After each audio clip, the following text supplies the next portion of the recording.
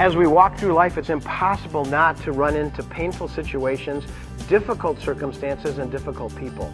We've all learned different ways on how to navigate and try to navigate through those difficult, painful things in life. This particular diagram we're sharing with you is called 4 Approaches to a Problem. And it shows you the 4 different ways we can approach pain and problems in our life. Approach number 1 says this: I want to avoid pain, I want to avoid problems at all costs, so I'm going to do whatever I have to do to get out of pain and to avoid it. So I will minimize sin if I need to, I'll ignore things, I'll deny things are happening, I'll try to push things under the carpet, do whatever I need to do so that I don't have to feel this pain. This person believes that if they can keep everybody happy, life will be fine. So they avoid conflict and do what they need to try to be a people pleaser. They want to be able to skip down the yellow brick road of life believing Oz is actually a possibility for them. And they say this: I see no problem. Don't tell me about the problem. I don't want to know about it. Approach number 2, on the other hand, says, oh yes, there's a problem here, and they're not afraid to face the problem. They're not afraid to identify the problem. But what they do is they go round and round and around in the same problem without ever really getting to the source of it and then finding some resolution to it. So they become a worrier, they become angry, they become controlling or manipulating, and they believe if they can get everybody to do what they're supposed to do, life would be fine. If everybody would just play by the rules, which are their rules that they wrote, if they would just do that, life would be fine. So they become a major controller and trying to control the people in the world in their life. Now what's interesting about these 2 approaches is these 2 people tend to marry each other. Here's a person who says, I want to keep people happy. They find somebody they can keep happy and please them by doing all the things they want them to do. And the other person says, look, they're doing everything I want them to do. They both say, we must be in love, so they get married. And it's this approach to life that becomes the very source of contention down the road in that relationship.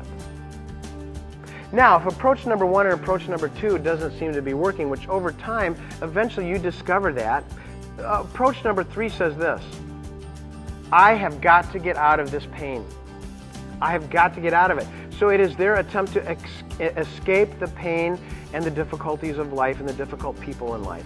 And so in an attempt to escape one problem, they go someplace and create a new problem that often is bigger than the one they just left. So I don't like how this feels, so I'm escaping into drugs or into alcohol or into pornography. Divorce is another example of an escape. This person doesn't make me happy, doesn't make me feel good. I found somebody down the hall at work that does make me feel good. I'm going there. And so we leave one problem and create a problem that's even bigger than the one we left. Now there's something common to all 3 of these approaches. Do you see what it is? Where's God? Where's God? He's nowhere in this mix. You see, these are our sinful self-protective strategies that we've developed in an attempt to control our world on our own terms with our own resources. And at some point we find it just doesn't work. That's why there is a 4th approach. And that approach says, I'm going to turn to God and His resources, and I'm going to hit this problem with a direct hit. I'm going to face this pain directly, and I'm going to persevere in the middle of it because I'm going to turn to God and His resources to get me through this. We describe this 4th approach in our study called Facing Emotional Pain. And now we have you here, and instead of pain, we have it looking like fire. Because as you're coming through life, you hit the flames and the flicker of these flames and the heat of these flames of this problem or pain, and your flinch is to get out of it. And we do that by utilizing either approach number 1, approach number 2, or approach number 3. And when we do that, we're going to be depending on ourselves. We're going to be withdrawing from relationships or getting angry or critical or blaming other people for our problems because we're focused on ourselves and our circumstances. Instead, what we need to do when we hit that painful reality of life or that difficult person or circumstances is to turn to God and His resources, and then He is going to give us the grace to persevere through this. And when we do, we come out of the other side of this more like Christ. And now I'm believing God and His promises, and I'm grateful even in the midst of these difficult circumstances. And there's joy in my life even though it's difficult, and there's peace in my life because I'm learning how to turn to God and His resources. Now see, God knows that if our way works, we'll never turn to Him.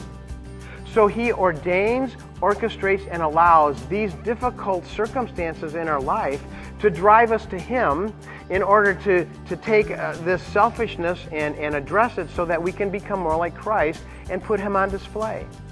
Just like gold starts out with impurities called dross.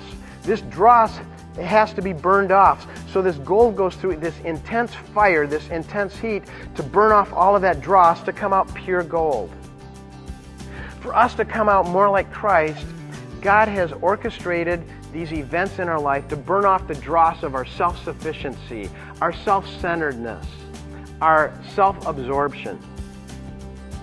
And see, when we do that, and when we turn to God instead of our own self-protective strategies, it's there that we experience the grace of God and we experience what an intimate relationship with God is like. God so loves you that He has allowed these circumstances right now in your life that are painful and are difficult in order for you to turn to Him and His resources so that you can experience an intimate, vital, living relationship with Him.